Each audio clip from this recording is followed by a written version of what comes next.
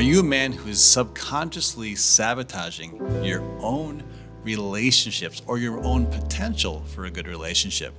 This is a question that I want you to ask yourself today, okay? Because I coach so many guys who are dating women that are simply bad news. They're loaded with red flags. They disrespect him.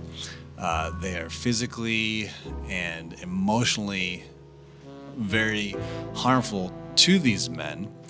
And these men get caught up in this cycle and are completely castrating themselves off from having a good relationship. So we've all heard the crazy hot scale, right? Where the idea there is that the hotter a woman is, the crazier she is. Now, of course, there's going to be exceptions to this rule, no doubt about it. But for the most part, the more beautiful a woman is, the more crazy and insecure and crazy and wild tendencies she tends to have. Now, this is I say this from my own personal experience, and I've heard this from countless men that I've coached, and just living in the real world, you see this all of the time. And a big reason is because women who are at that level, they don't have a need to build up their character, their personality, because most hot women they've been catered to, they've had everything given to them, and so they can live in a world where they can do what they want without much repercussions, because there's always going to be a sucker out there who will do things for them because they're very attractive. Now, on the flip side, like I said, if you get a girl who is a little more modest in her looks, she doesn't have the same life as a woman up there on the crazy, the hot level. She has to build her personality. She has to become more down to earth. And those are the type of women that are generally much more pleasant to be around. Now, the problem here is a lot of men chase after the hot girls because they are just purely thinking on visuals, on sexual attraction. And so they get stuck in these cycles where their entire existence is basically to please and gain the approval of these women that they think that they've put on a pedestal. And I've coached many men who have this problem.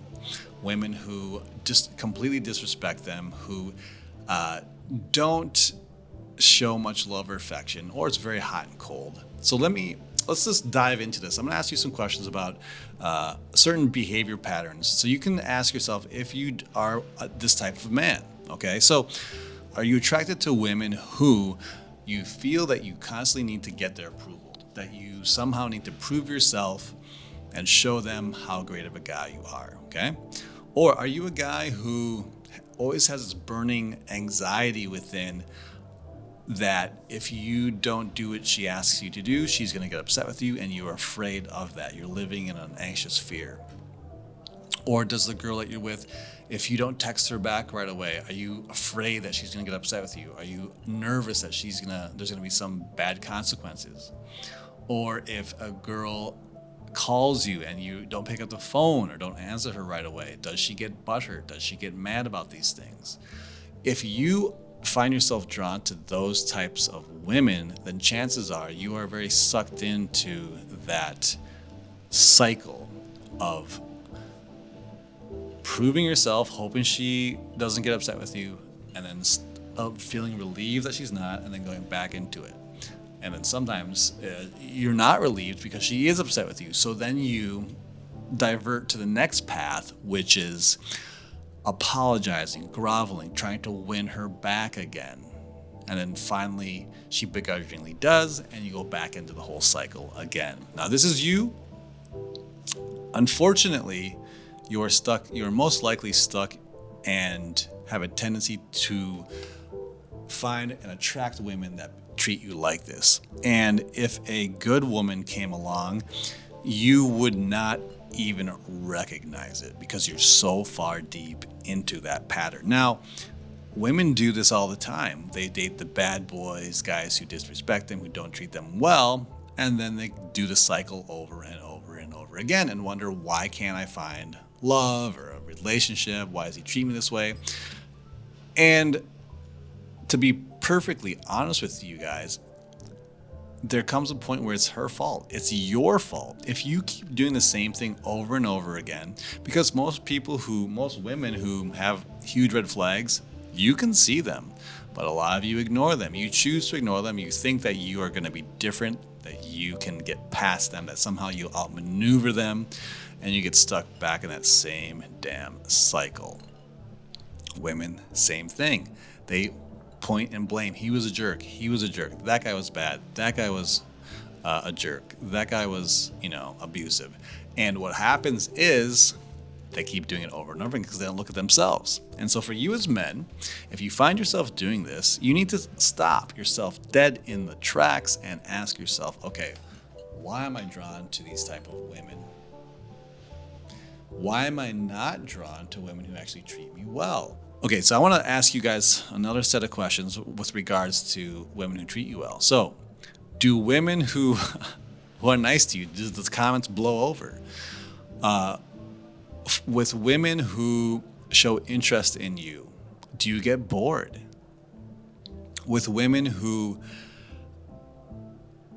try to do things with you, who are affectionate with you, does that push you away? If that's the case, then you are definitely stuck in this loop of approval seeking and sabotaging potentially good relationships. Now, why in the hell are you doing this in the first place, right? That's the big question. If this is you, if these things are resonating with you, you're probably wondering, well, why?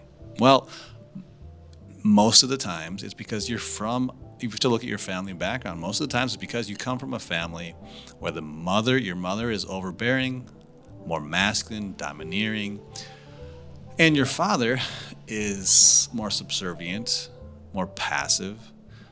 Maybe he's a bit spineless. Maybe he's a pushover.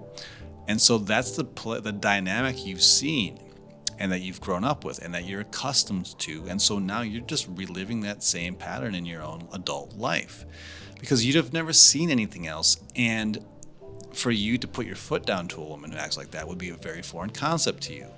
Or for you to actually warmly embrace a woman who was very loving to you, who communicated really well to you, who wasn't passive aggressive, who showed interest in you, that would probably feel very uncomfortable to you as well because you just simply haven't experienced these things. And it's such a foreign concept that it makes you feel uncomfortable.